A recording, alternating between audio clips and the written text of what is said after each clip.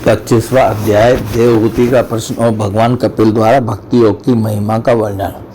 सोनक जी ने पूछा, सूर्य तत्वों की संख्या करने वाले भगवान कपिल साक्षात अजन्मा नारायण होकर भी लोगों को आत्मज्ञान का उपदेश करने के लिए अपनी माया से उत्पन्न हुए थे। मैंने भगवान के बहुत से चरित्र सुने हैं, तथापि इन योगी पुरुष श्रेष्ठ श्री कपिल जी की कीर्ति को सुनते सुनते मेरी इंद्रियां तृप्त नहीं होती। सर्वथा स्वतंत्र श्री हरि अपनी योग माया द्वारा भक्तों की इच्छा के अनुसार शरीर धारण करके जो जो लीलाएं करते हैं वे सभी कीर्तन करने योग्य हैं। अतः आप मुझे वे सभी सुनाइए, मुझे उन्हें सुनने में बड़ी श्रद्धा है। सूर्य जी कहते हैं, मुने आपकी ही भांति जब विदुर ने भी यह आत्मज्ञान विषयक प्रश्न किया तो श्री व्यास जी के सखा भगवान मैत्रेय जी प्रसन्न होकर इस प्रकार कहने लगे। श्री मैत्रेय जी ने कहा, विदुर जी पिता के वन में चले जाने पर भगवान कपिल जी माता का प्रिय करने की इच्छा से उस बिंदुसर तीर्थ में रहने लगी। एक दिन तप समूह के पारदर्शी भगवान कपिल कर्म कलाप से विरत हो आसन पर विराजमान थे। उस समय ब्रह्मा जी के वचनों का स्मरण करके देवहूति ने उनसे कहा।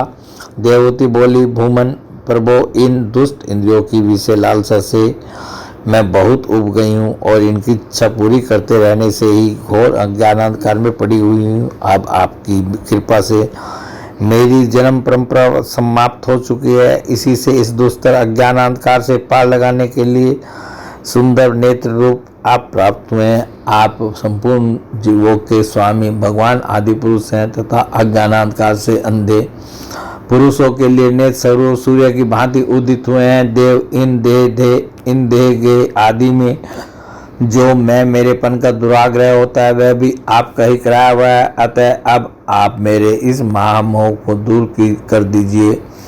आप अपने भक्तों के संसार रूप वृक्ष के लिए कुठार के समान है। मैं प्रकृति और पुरुष का ज्ञान प्राप्त करने की इच्छा से आप शरणागत वत्सल की शरण में आई हूँ। आप भागवत धर्म जानने वालों में सबसे श्रेष्ठ हैं। मैं आपको प्रणाम करती हूँ।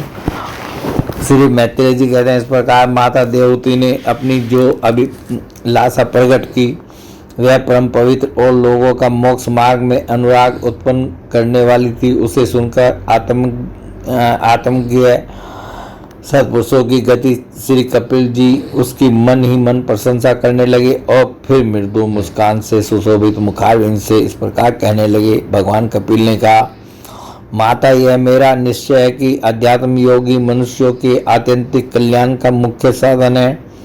जहाँ दुख और सुख की सर्वथा निवृत्ति हो जाती है, साध्वी सब अंगों से संपन्न उस योग का मैंने पहले नारद आदि मुनियों और ऋषियों के सामने उनकी सुनने की इच्छा होने पर वर्णन किया था, वही अब मैं आपको सुनाता हूँ।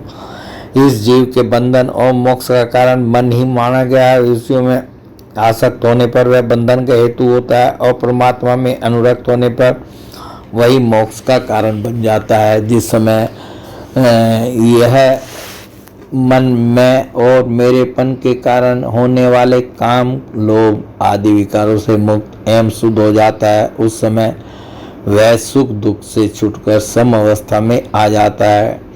तब जीव अपने ज्ञान वैराग्य और भक्ति से युक्त हृदय से आत्मा को प्रकृति से परे एकमात्र अर्थात अद्वितीय भेद रहित स्वयं प्रकाश सूक्ष्म अखंड और उदासीन अर्थात सुख दुख शून्य देखता है तथा प्रकृति को शक्तिहीन अनुभव करता है। योगियों के लिए भगवत प्राप्ति के निमित्त सर्वात्मा श्री हरि के प्रति की हुई भक्ति के समान और कोई मंगलमय मार्ग नहीं है।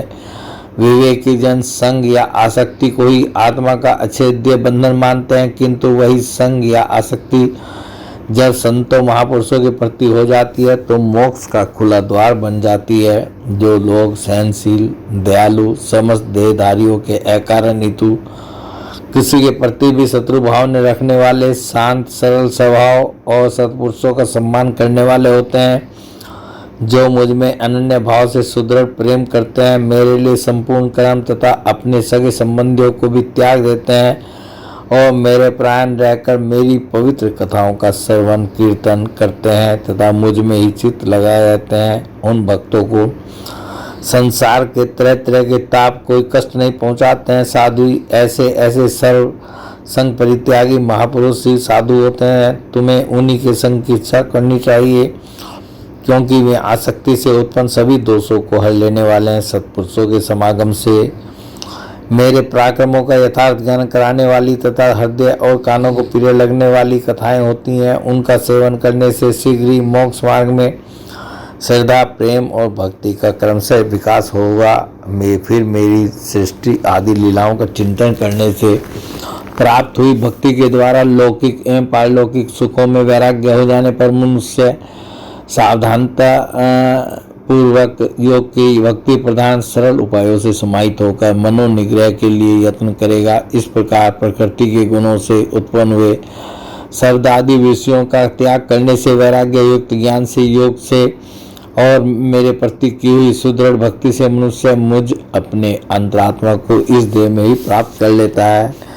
देवहूति ने कहा, भगवान आपकी समुचित भक्ति का स्वरूप क्या है और मेरी जैसी अबलाओं के लिए कैसी भक्ति ठीक है, जिससे कि मैं सहज में ही आपके निर्वाण पद को प्राप्त कर सकूं।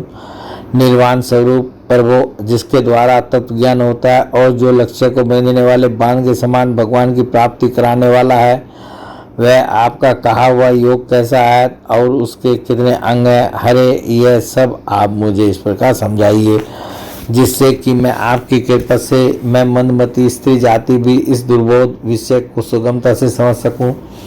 श्री मैत्रेय जी कहते हैं, विदुर जी जिसके शरीर से उन्होंने स्वयं जन्म लिया था, उस अपनी माता का ऐसा अभिप्राय जानकर कपिल जी के हृदय में स्नेह उमड़ आया और उन्होंने प्रकृति आदि तत्वों का निरूपण करने वाले शास्त्र का, जिसे सांख्य कहते हैं, उपदेश किया। साथ ही भक्ति विस्तार एवं योग का भी वर्णन किया।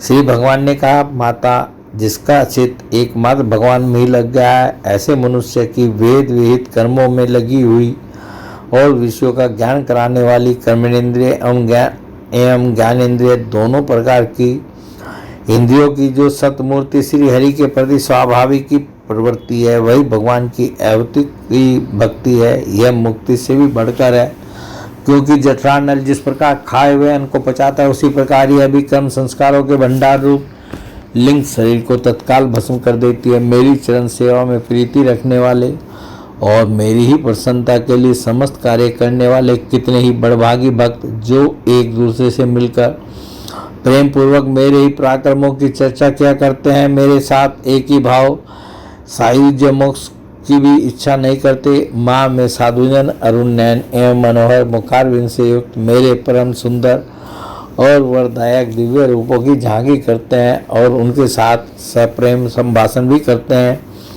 जिसके लिए बड़े बड़े तपस्वी भी लालायित रहते हैं। दर्शनीय अंग प्रत्यंग उदार हास विलास मनोहर चेतन और सुमधुर वाणी से युक्त मेरे उन रूपों की माधुरी में जिनका मन और इंद्रियां फंस जाती हैं, ऐसी मेरी भक्ति न चाहने पर भी उन्हें परम पद की प्राप्ति करा देती है। अविद्या की निवृत्ति हो जाने पर यद्यपि वे मुझ मायापति के सत्यादि लोकों की भोग संपत्ति भक्ति की प्रवृत्ति के पश्चात स्वयं प्राप्त होने वाली असिद्धि अथवा वैकुंठ लोक के भगवदीय ऐश्वर्य की भी इच्छा नहीं करते, तथापि मेरे धाम में पहुंचने पर उन्हें ये सभी विभूतियां स्वयं ही प्राप्त हो जाती हैं, जिनका एकमात्र मैं ही प्रिय आत्मा, पुत्र, मित्र, गुरु, सुहृद और इष्टदेव हूँ।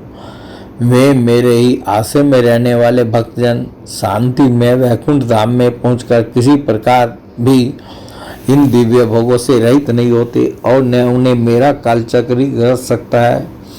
माता जी, जो लोग इहलोक परलोक और इन दोनों लोकों में साथ जाने वाले वासना में लिंग देह को तथा शरीर से संबंध रखने वाले जो धन, पशु एवं ग्रह आदि पदार्थ हैं, उन सबको और अन्य संग्रह को भी छोड़कर अनन्य भक्ति से सब प्रकार मेरा ही भजन करते हैं, उन्हें मैं मृत्यु रूप संसार सागर से पार कर देता हूँ। मैं साक्षात भगवान हूँ, प्रकृति और पुरुष का भी प्रभु हूँ तथा समस्त प्राणियों का आत्मा हूँ। मेरे सिवा और किसी का आश्रय लेने से मृत्यु रूप महाभय से छुटकारा नहीं मिल सकता। मेरे भय से यह वायु चलती है, मेरे भय से सूर्य तपता है, मेरे भय से इंद्र वर्षा करता है और अग्नि जलाती है तथा मेरे ही भय से मृत्यु अपने कार्य में प्रवृत्त होता है।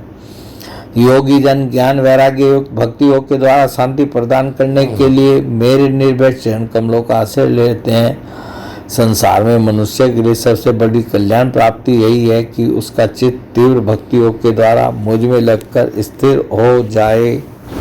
बोले भगवान श्री कृष्ण की जय।